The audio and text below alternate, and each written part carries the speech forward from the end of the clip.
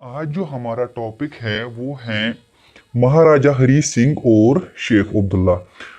और इसके साथ साथ हम ये भी देखेंगे कि सिविल डिसओबीडियंस मूवमेंट वो कब हुआ था, मुस्लिम कॉन्फ्रेंस कब आई थी। नेशनल कॉन्फ्रेंस उसका मतलब क्या होता है, क्या मुस्लिम कॉन्फ्रेंस ही नेशनल कॉन्फ्रेंस हैं, और क्या जो मुस्लिम लीग है मुस्लिम लीग कब आई। उसके बाद सिविल डिसोबीडियंस मूवमेंट के बारे में और क्वाइट कश्मीर मूवमेंट, इसके बारे में भी कुछ देखेंगे। उसके साथ साथ ये भी देखेंगे कि जिन्ना कब यहाँ पे आए थे और क्या हुआ था कि शेख अब्दुल्ला किस तरह उन्होंने एक पार्टी क्रिएट की और महाराजा हरी सिंह ने क्या क्या किया था जिसकी वजह से ऐसी डिस्टर्बेंस हुई। ये सभी आज के इस वीडियो में हम देखने जा रहे हैं। इंस्ट्रूमेंट ऑफ एसेशन और स्टैंड स्टिल एग्रीमेंट जो हैं उनके बारे में भी आप आज जानोगे कि ये सभी क्या थे। तो चलिए स्टार्ट करते हैं आज का वीडियो।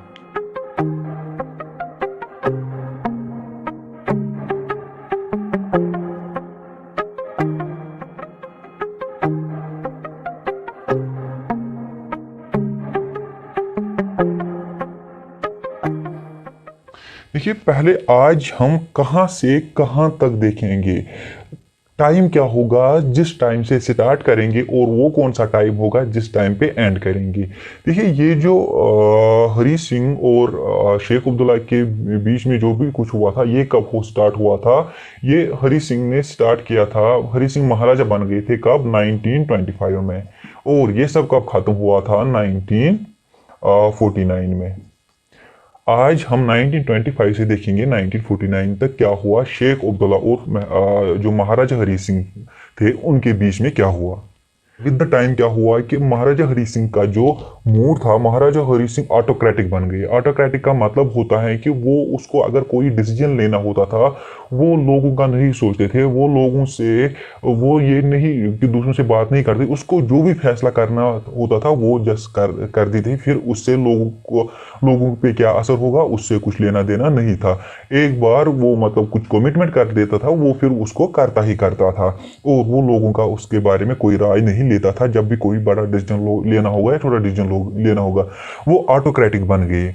ऑटोक्रेटिक के साथ साथ जब महाराजा हरी सिंह का दौर चल रहा था तो एजुकेशन सिस्टम बहुत बढ़ गया।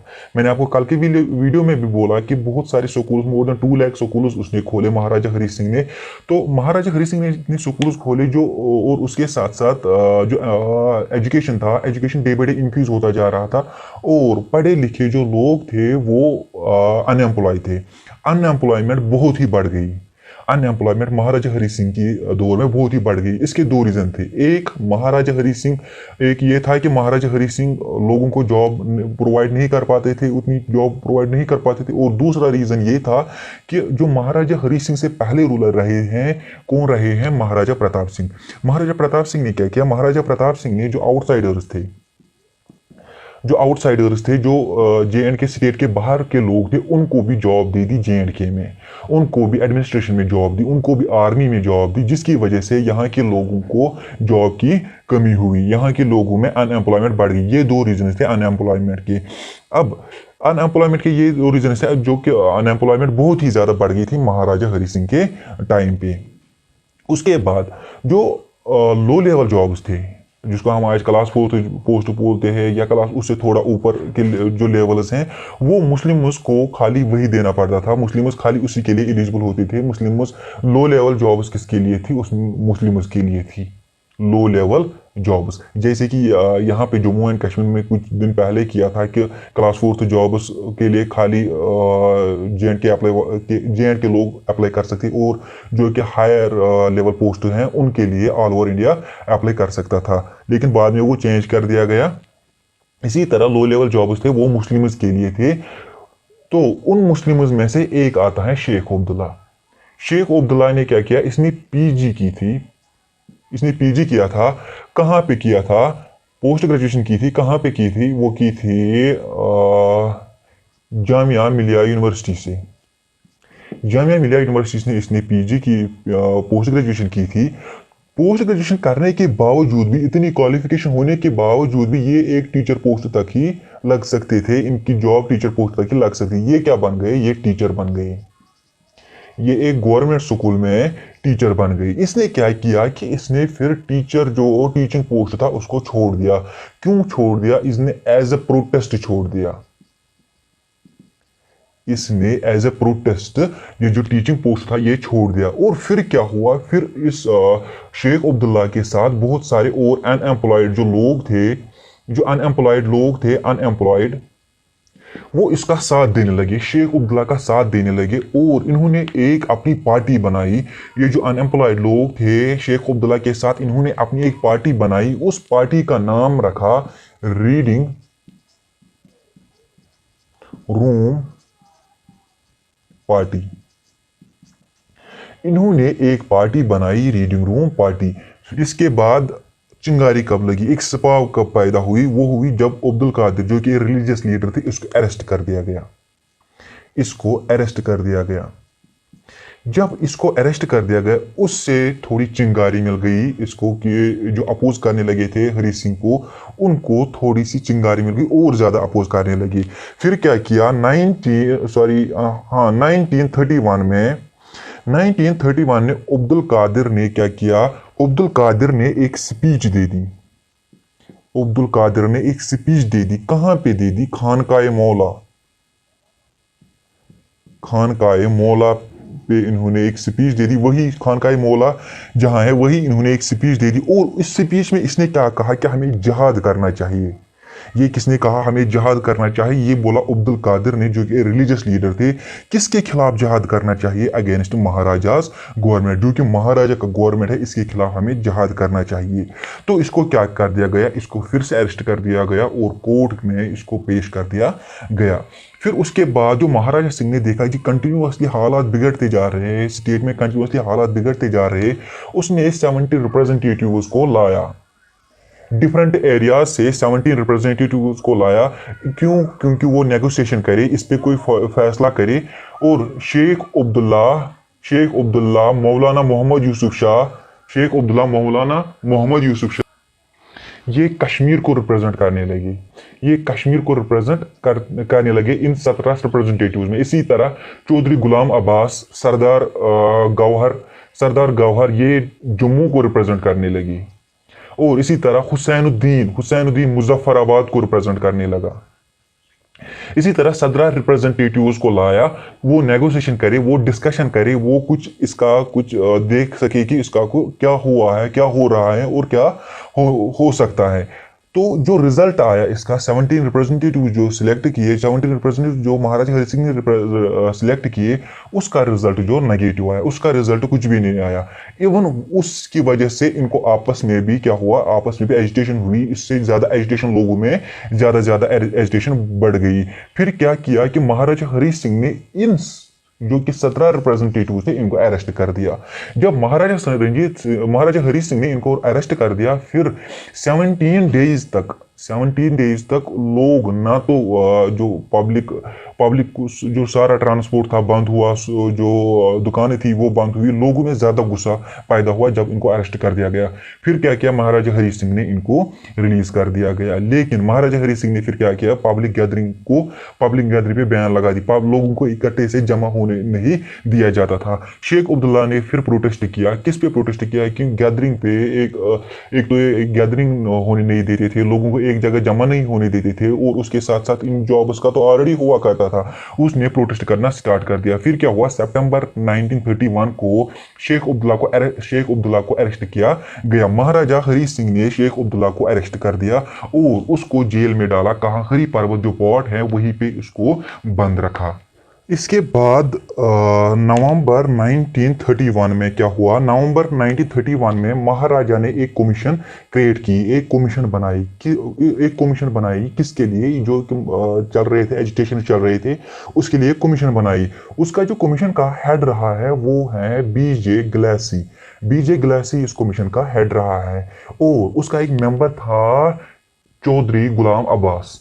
चौधरी गुलाम अब्बास इसका मेंबर था। चौधरी गुलाम अब्बास का मैंने आपको अभी बोला कि जो जम्मू को रिप्रेजेंट करते थे जब 17 रिप्रेजेंटेटिव्स को लाया गया, और ये एक मेंबर थे इस कमीशन के। इस कमीशन ने क्या डिसीजन लिया, इस कमीशन ने क्या डिसीजन दिया महाराजा हरी सिंह को। एक तो इसने बोला कि मिनिमम क्वालिफिकेशन होनी चाहिए।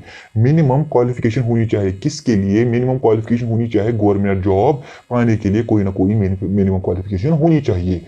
और उसके साथ सर्टेन टैक्स, कुछ टैक्सेस ऐसे हैं जो कि एबॉलिश करनी चाहिए, जो कि खत्म होनी चाहिए। और उसके साथ साथ कुछ इंडस्ट्री जो कि डेवलप होनी चाहिए, industries day by day develop होनी चाहिए। तो फिर क्या हुआ, अप्रैल 1932 में महाराजा ने इस पे एक नोटिफिकेशन रिलीज की। महाराजा ने नोटिफिकेशन रिलीज की। इसके बाद 1932 में ऑल जे एंड के मुस्लिम कॉन्फ्रेंस MC मुस्लिम कॉन्फ्रेंस लॉन्च होती है।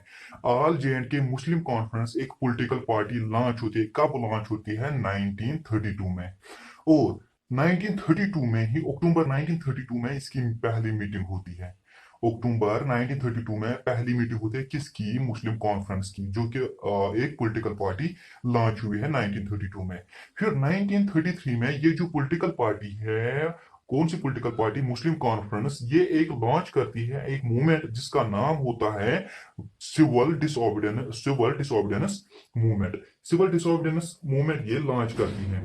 इसका मतलब क्या होता है? सिविल डिसऑबीडियंस मूवमेंट का मतलब ये होता है कि जो कि गवर्नमेंट हो, या हम बोल सकते हैं ये डिमांड करते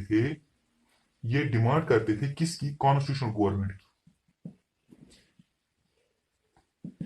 सिविल डिसऑबीडियंस मूवमेंट किसके लिए था? ये एक डिमांड थी कॉन्स्टिट्यूशनल गवर्नमेंट के लिए। उसीलिए ये सिविल डिसऑबीडियंस मूवमेंट किसने लॉन्च की है? ये लॉन्च की है मुस्लिम कॉन्फ्रेंस ने। 1934 में क्या हुआ? फिर प्रजा सभा बना दी गई। किसने प्रजा सभा बना दी? महाराजा हरि सिंह। मैंने कल के वीडियो में भी आपको ये बोला कि प्रजा सभा क्या होती है। प्रजा सभा लेजिस्लेटिव असेंबली होती है। इसमें टोटल मेंबर्स कितने होते हैं? टोटल मेंबर्स 74 होते हैं।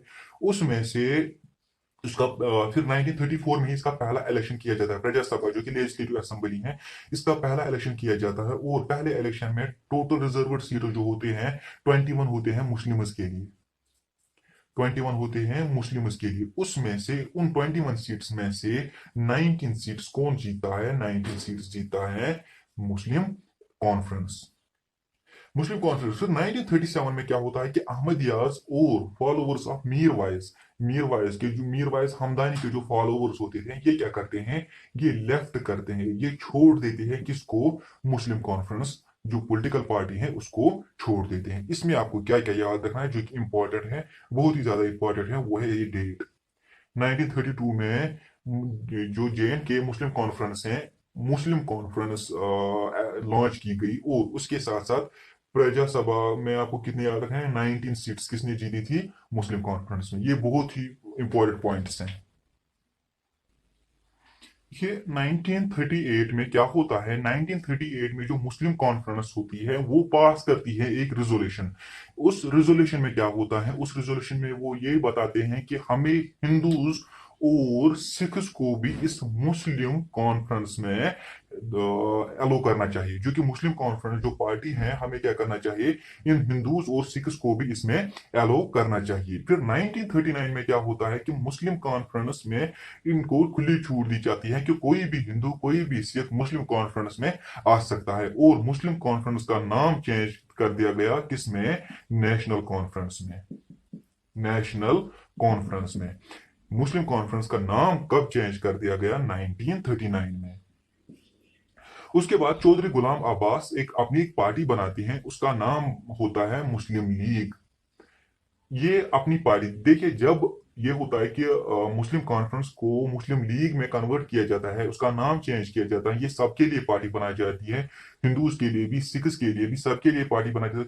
कौन लीड करता था? ये लीड करता था शेख अब्दुल्ला। अब चौधरी गुलाम अब्बास को ये पसंद नहीं आया। उसने क्या किया? उसने अपनी एक पार्टी बनाई, उसका नाम रखा मुस्लिम लीग। और मुस्लिम ये किस पे बेस्ड थी? Two nation theory. Two nation theory का मतलब कि पाकिस्तान में ऑलरेडी चल रहा था मुस्लिम लीग, वहां पे ऑलरेडी एक पार्टी थी। वहां पे क्या चल रहा था कि वो डिमांड कर रहे थे अलग, जो मुसलमान हैं उनके लिए अलग एक कंट्री डिमांड कर रहे थे, पाकिस्तान डिमांड कर रहे थे। वही है टू नेशन थियरी, दो नेशन, मुसलमानों के लिए अलग एक पाकिस्तान। वही है जो चौधरी गुलाम अब्बास हैं, ये किस में आ गए, इन्होंने क्रिएट की है मुस्लिम लीग। फिर क्या हुआ 1944 में अली मोहम्मद जिन्ना, क्या क्या उन्होंने क्या किया, वो कश्मीर आ गई। अली मोहम्मद जिन्ना कश्मीर आ गई, क्यों कश्मीर आ गई, वो गेन ये सपोर्ट करने के लिए, मतलब so that he can gain the support of Muslim league, जो कि मुस्लिम लीग इनका, इस मुस्लिम लीग और अली मोहम्मद जिन्ना का जो मुस्लिम लीग था, दोनों का मोटिव तो एक ही था, टू नेशन थ्योरी। दोनों का मोटिव एक ही था, टू नेशन थ्योरी। लेकिन यहाँ पे आकर वो क्या हुए, वो डिसअपॉइंट हुए। उसके बाद 1946 में national national national conference, all India national conference क्या करती है, ये क्वाइट कश्मीर मूवमेंट स्टार्ट करती है, या हम बोल सकते हैं क्वाइट कश्मीर मूवमेंट लॉन्च करते हैं। इसका मतलब क्या है कि कश्मीर छोड़ दो, या किसको, महाराजा को कश्मीर छोड़ दो, या इसका मतलब है कि ट्रांसफर करना, इसका मतलब है ट्रांसफर करना, transfer of powers to the people. जो लोग हैं उनको पावर दे दो, लोगों को पावर दे दो। जो डायनास्टी चल रही थी, डायनास्टी का मतलब मैंने आपको कल भी समझाया कि डायनास्टी का मतलब क्या होता है कि पहले एक राज करता, फिर उसका बेटा राज करता था, फिर उसका बेटा रूल करता, इसी तरह रिलेटिव रूल करते जाते थे, या एक खानदान रूल करता था, उसी को बोलते हैं डायनास्टी। इन्होंने क्या बोला कि डायनास्टी ऐसे नहीं, जो लोगों को ट्रांसफर दो, लोगों को पावर दो, वो खुद सिलेक्ट करे। या क्वाइट कश्मीर मूवमेंट, ये हम बोल सकते हैं कि ट्रांसफर लोगों को, जो कि ट्रांसफर ऑफ पावर है वो लोगों को तक करो, या हम बोल सकते हैं कि कश्मीर छोड़ दो। इसमें क्या हुआ कि हंड्रेड्स वर अरेस्टेड, बहुत सारे लोग इसमें अरेस्ट कर दिए गए। और जो नेहरू आए थे यहाँ पे, नेहरू यहाँ पे क्यों आए थे, और अली मोहम्मद जिन्ना मुस्लिम लीग के लिए आए थे, और नेहरू का जो फ्रेंडशिप थी वो किसके साथ थी, वो थी शेख अब्दुल्ला के साथ, नेशनल कॉन्फ्रेंस के साथ। क्यों थी, क्योंकि जो नेहरू थे, ये भी ब्रिटिश इंडिया से ऐसे ही डिमांड्स करते थे जो कि नेशनल कॉन्फ्रेंस डिमांड कर रही थी, किससे, जो कि नेशनल कॉन्फ्रेंस डिमांड कर रही थी महाराजा हरी सिंह से। नेहरू भी वही डिमांड कर रहा था, किससे, ब्रिटिश इंडिया से। इसीलिए नेहरू और शेख अब्दुल्ला में काफी दोस्ती थी। लेकिन नेहरू यहाँ पे आए और वो यहाँ कश्मीर में आए, और उन्होंने क्या किया कि वो कश्मीर में आए असिस्ट करने के लिए, लोगों के असिस्ट करने के लिए, इनके सपोर्ट के लिए, तो उसको भी अरेस्ट कर दिया गया। इसने क्या किया, इससे शॉक लगा पूरी कंट्री को। फिर अगस्त 1947 में क्या होता है, पार्टीशन ऑफ इंडिया, इंडिया को डिवाइड किया जाता है 9 अगस्त 1947 में। अब अगस्त 1947 में पार्टीशन होता है, इंडिया डिवाइड होता है। कहाँ पे, इंडिया और पाकिस्तान में दो पार्ट्स होते हैं, एक तो इंडिया और एक तो पाकिस्तान। उसके बाद क्या कहा जाता है कि ये जो प्रिंसली स्टेट होती है, ये जो महाराजा हरी सिंह होता है, महाराजा हरी सिंह को बोला जाता है या तो आप इंडिया ज्वाइन कर लो या तो आप पाकिस्तान कर लो। मैंने आपको कल के वीडियो में बोला कि जब ट्रीटी ऑफ अमृतसर साइन हुई थी, जब ट्रीटी ऑफ अमृतसर साइन हुई थी, उस वक्त उस ट्रीटी ऑफ अमृतसर में पहले कितने आर्टिकल्स थे, उसमें 10 आर्टिकल्स थे। और उसमें यह भी बोला गया था कि ये जो इंडिपेंडेंट सॉवरिटी रहेगी, जेएंडके इंडिपेंडेंट एक्ट करेगा एज ए इंडिपेंडेंट सॉवरिटी। ये जो गुलाब सिंह है वो एक्ट करेंगे एज ए महाराजा। ये सारा जो जेएंडके है, इस सारे जेएंडके पे महाराजा रूल करेंगे। लेकिन उसके साथ instrument sorry treaty of Amritsar में ये भी लिखा गया था कि ये जो जे एंड के है, जे एंड के हमेशा रहेगी, जो ब्रिटिश इंडिया है उसको हमेशा उसके साथ क्या रहेगी कि एज ए ट्रिब्यूटरी रहेगी। इसीलिए अगर आपने कल का वीडियो देखा होगा तो आपको पता होगा इसके बारे में, मैंने आपको ट्रीटी ऑफ अमृतसर और ट्रीटी ऑफ लाहौर के बारे में बताया था। अब इंडिया और पाकिस्तान दो पार्ट्स में डिवाइड किया गया। महाराजा को ये बोला गया कि आपकी चॉइस है, आप या तो इंडिया से ज्वाइन हो कर जाओ या पाकिस्तान के साथ। लेकिन हरी सिंह ने क्या किया, महाराजा हरी सिंह ने क्या किया, इसने स्टैंड स्टिल एग्रीमेंट साइन कर दिया। अब इस स्टैंड स्टिल एग्रीमेंट क्या है, इस स्टैंड स्टिल एग्रीमेंट का मतलब ये है कि इसने स्टैंड स्टिल एग्रीमेंट इंडिया और पाकिस्तान के साथ साइन कर दिया। और इसमें इसका मतलब ये होता है कि मुझे सोचने के लिए कुछ वक्त चाहिए, मुझे कुछ अभी टाइम चाहिए कि मुझे क्या करना है। फिर क्या हुआ, 22 अक्टूबर 1947 में ट्राइबल्स ने अटैक किया। ट्राइबल्स ने अटैक किया कश्मीर पे, और ये अटैक लगभग 3 दिन तक रहा, और इस अटैक में लगभग बारामूला भी सारा कवर कर दिया गया। फिर जब ये ट्राइबल्स कहाँ पे आए, ये एंटर करने लगे श्रीनगर, श्रीनगर की तरफ आने लगी, तो क्या किया कि महाराजा ने फिर 24 अक्टूबर 1947 में महाराजा ने मिलिट्री हेल्प मांगी। किससे मिलिट्री हेल्प मांगी? इंडिया से मिलिट्री हेल्प मांगी। फिर 26 अक्टूबर 1947 में इंस्ट्रूमेंट ऑफ एसेशन साइन होता है। देखिए ये क्या होता है, जब महाराजा हरि सिंह ने मिलिट्री हेल्प मांगी इंडिया ने बोला हम तो ऐसे हेल्प नहीं करेंगे, हम तो किसी मतलब आप अभी हमारे साथ नहीं हो, जब आप अभी हमारे साथ नहीं हो हम आपकी हेल्प क्यों करें, हम आपकी हेल्प क्यों करें। हम फिर इंडिया ने बोला कि हम आपकी हेल्प तभी कर देंगे जब आप इंस्ट्रूमेंट ऑफ एसेशन साइन कर दोगे, या आप अपना जो एरिया है J&K, ये जो स्टैंड स्टिल एग्रीमेंट ये खत्म कर दोगे, और अपना जो एरिया है वो हमारे हवाले कर दोगे, इंडिया के हवाले कर दोगे। तो उसने इंस्ट्रूमेंट ऑफ एसेशन साइन किया।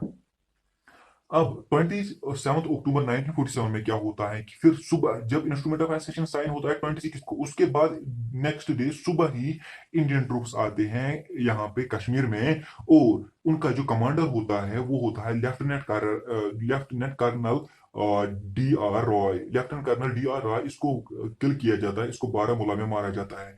देखिए बारामूला ये जो वो श्रीनगर के नजदीक आए थे या श्रीनगर भी थोड़ा सा कवर करने लगे थे, उनको वापस निकाला गया, जो कि ट्राइबल्स हैं उनको वापस निकाला गया। फिर 8 नवंबर 1947 को बारामूला को रिकैप्चर किया गया, बारामूला को वापस लाया गया, उनको बारामूला से वापस निकाला गया, क्योंकि उन्होंने बारामूला सारा अपने अंडर किया था। फिर क्या होता है कि 1948 को 1 जनवरी 1984 को इंडिया जाता है यूएन सिक्योरिटी काउंसिल। वहां क्या करता है, वो इंडियन सिक्योरिटी काउंसिल जाता है वहां, वो ये सब डिटेल उनको बोलता है कि क्या क्या हुआ, क्या स्टैंड स्टिल एग्रीमेंट साइन हुआ, फिर ऐसे हुआ, फिर अटैक हुआ, सभी कुछ बोल रहा है। फिर 1949 जो ये डिस्प्यूट स्टार्ट होता है, 1949 में क्या होता है, यूएनओ आता है और यूएनओ सीज फायर लाइन दे देता है। सीज फायर लाइन का मतलब होता है कि इंडिया और पाकिस्तान, जो कश्मीर में इंडिया और पाकिस्तान सीज फायर का ऐसे बोलेंगे कि कश्मीर को जो पाकिस्तान के अंडर था, बारामूला से जो आगे हैं, बारामूला से नॉर्थ साइड में जो भी हैं वो पाकिस्तान से में आए, उसको बोलते हैं POK, पाकिस्तान ऑक्यूपाइड कश्मीर। और इससे यहाँ तक जो है वो है Indian administrated Kashmir. Indian administrated, ये जो बीच में ये लाइन थी इसको बोला गया सीज फायर लाइन या CFL, सीज फायर लाइन। ये किसने बोला, ये बोला यूएनओ ने इनको एक line they the, cease fire line. That means कि पाकिस्तान अभी तक इधर ही तक रहेगा और इंडिया इधर ही तक रहेगा जब तक मसला हल ना हो। उसके बाद क्या होता है कि 1972 में एक नया एग्रीमेंट साइन होता है। कौन सा एग्रीमेंट साइन होता है? Shimla agreement. Shimla agreement sign होता है। शिमला एग्रीमेंट साइन क्या होता है, उसमें क्या होता है, उसमें ये जो सीज फायर लाइन है इसको रीअरेंज किया जाता है, रीऑर्गेनाइज किया जाता है। रीऑर्गेनाइज करके इसका नाम चेंज किया जाता है CFL। जो सीज फायर लाइन है इसका नाम रखा जाता है LOC, that is line of control. ये शिमला एग्रीमेंट आज हमें नहीं पढ़ना था, यह हमें नेक्स्ट वीडियो में पढ़ना था, फिर भी मैंने आपको थोड़ा सा बोल दिया। नेक्स्ट वीडियो में हम हिस्ट्री ऑफ J&K आफ्टर 1947 देख लेंगे। दैट मीन्स जब पार्टीशन हुआ था उसके बाद जो हिस्ट्री है वो उसको टच कर लेंगे नेक्स्ट वीडियो में।